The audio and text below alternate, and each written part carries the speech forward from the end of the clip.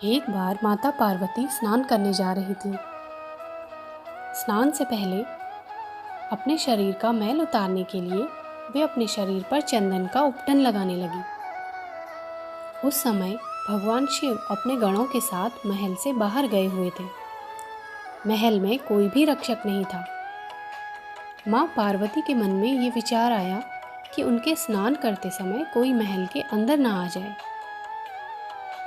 तब माता पार्वती ने चंदन के उपटन से एक सुंदर बालक की मूर्ति बनाई और अपनी शक्ति से उस मूर्ति में प्राण भर दिए और इस तरह पार्वती के पुत्र गणेश ने अवतार लिया।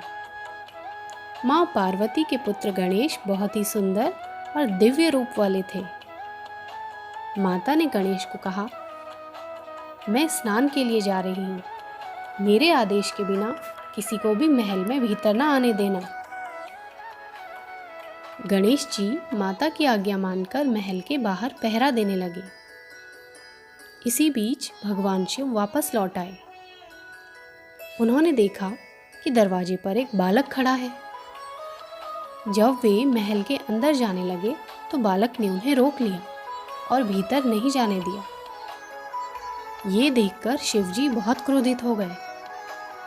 उन्होंने अपने वाहन नंदी बैल को उस बालक के साथ युद्ध करने का आदेश दिया, लेकिन युद्ध में उस छोटे से बालक ने नंदी को हरा दिया। ये देखकर भगवान शिव भी अचरज में पड़ गए और क्रोधित हो गए। उन्होंने अपना त्रिशूल उठाया और बालक गणेश का सर काटकर अलग कर दिया। जब स्नान के बाद माता पार्वती वापस लौटी और उन्होंने ये सब देखा तो वे बहुत दुखी हुई और जोर जोर से रोने लगी। ये देखकर शिवजी हैरान हो गए। तब माता पार्वती ने उन्हें बताया कि वो बालक तो उन्हीं का पुत्र था जिसे उन्होंने चंदन के उपटन से पैदा किया था। माता पार्वती गणेश का नाम लेकर बहुत रोने लगी। ये देख भगवान शिव भी परेशान हो गए। उन्होंने माता पार्वती को समझाने की बहुत कोशिश की, पर वे उनका दुख कम नहीं कर पाए। अंत में माता पार्वती बहुत क्रोधित हो गई और उन्होंने भगवान शिव को कहा, आप अपनी शक्ति से मेरे पुत्र को जीवित करके लाइए। तब शंकर भगवान बोले, हे पार्वती, मेरे त्रिशूल से कटा हुआ सर वापस नहीं आ सकता। मैं गणेश को फिर से जीवित तो कर सकता हूँ, पर उसे किसी और प्राणी का सर लगाकर जीवित किया जा सकता है। इसके बाद शिवजी ने अपने गण नंदी को आदेश दिया कि वे गणेश के लिए एक जीवित प्राणी का सर लेकर आए। नंदी अपने साथियों के साथ गणेश के लिए सर ढूंढने निकले। तब उन्हें जंगल में एक हाथी का बच्चा दिखाई दिया जो अपनी माता की पीठ के पीछे सो रहा था। नंदी उस हाथी के बच्चे का सर लेकर आए और भगवान शिव को दिया। भगवान शिव ने वो सर बालक गणेश के शरीर से जोड़ दिया और उसे फिर से जीवित कर दिया।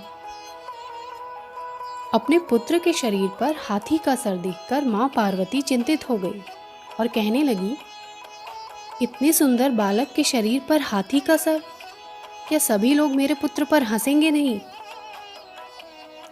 तब सभी देवताओं ने आकर बालक गणेश को आशीर्वाद दिया कि उन्हें सभी देवताओं में सबसे पहला स्थान और सम्मान मिलेगा, और उन्हें वरदान दिया कि वे बुद्धि के देवता कहे जाएंगे।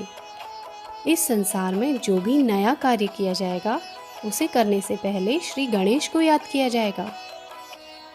किसी भी पूजा में सभी देवताओं से पहले माँ पार्वती के पुत्र श्री गणेश का ही पूजन किया जाएगा।